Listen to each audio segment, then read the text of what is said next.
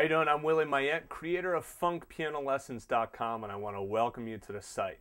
Now, I've created other online music education sites like jazzpianolessons.com, but I get a lot of requests to learn those real big, rich, fat chords, that, groove and funky stuff. All of that kind of stuff.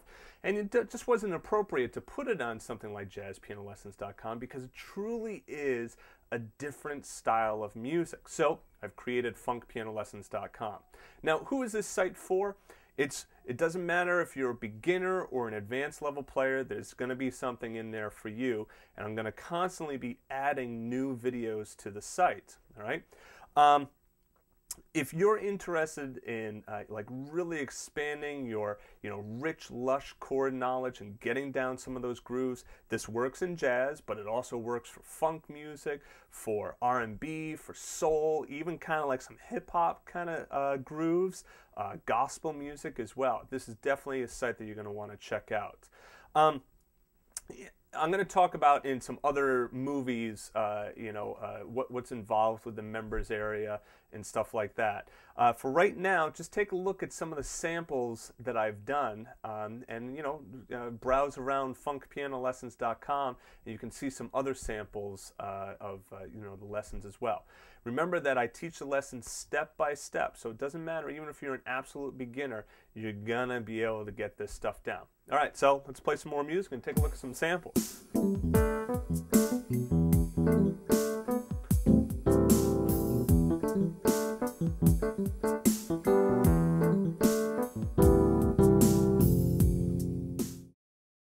then coming up to the right hand with B flat and E flat, and then left hand up an octave to the E flat, and then we go to the thumb on A flat, then second finger and pinky on B flat and E flat, left hand again on E flat, back to B flat and E flat.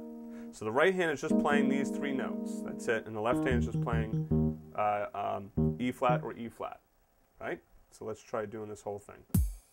2, 3, 4. Hear that pause on the first note?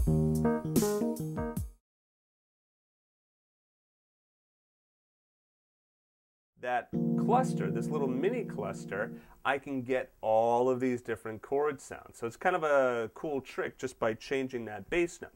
Now, the second part of this example, you see that I wrote out how you can use this cluster, and all I'm doing is I'm resolving that flatted third to the ninth. So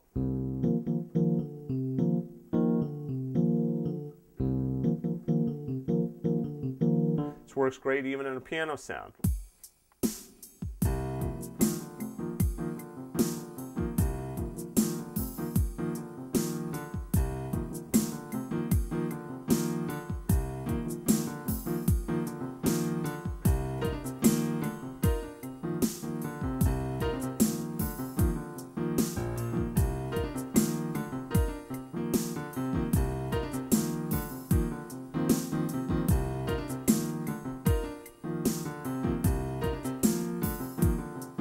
So you see how I can switch the octave? I can start up there, then come down.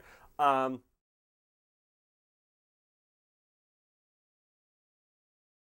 you see how you can get a real cool sound just by using less notes rather than thinking of like these big fat chords. Sometimes these smaller, skinnier chords can get a very nice open sound. This is great, especially when working with other instruments. So let's say you're working with a bass player. This gives your bass player a lot more room to be able to kind of choose some notes in there. So that if your bass player wants to hit some other notes that are maybe even outside of the chord, you don't have as many notes that are going to conflict with what it is that they're doing. Okay, that's the first thing. Second thing is if you are playing with a guitar player, a lot of times guitar players will have more kind of like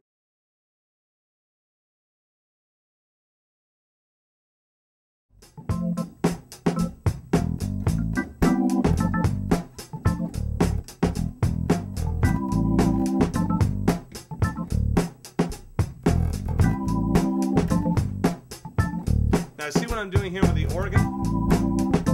See how I'm basically using triads? A minor 7th, right? But I'm putting the 7th, the 3rd, and the 5th down to a D minor. If I wanted to do the sus, it could be that.